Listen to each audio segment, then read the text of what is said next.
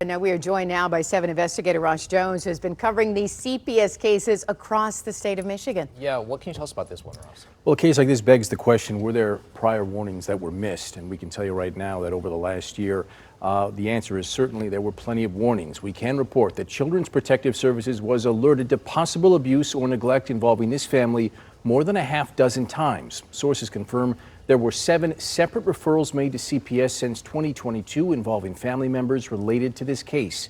At least one of those referrals involved concerns over malnourishment among one or more of the children. But all 7 referrals were closed by CPS without being substantiated. Now, we do not know the specific nature of the claims made to CPS or why the cases were closed.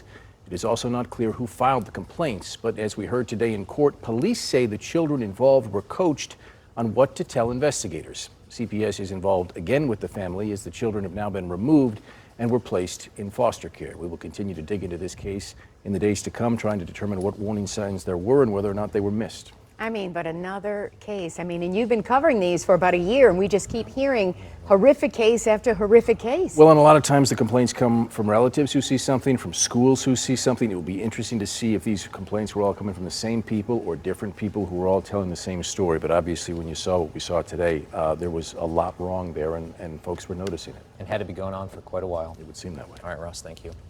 And the 7 investigators have been looking into CPS cases across the state and diving into the large caseloads that workers face. You can read those stories right now at WXYZ.com.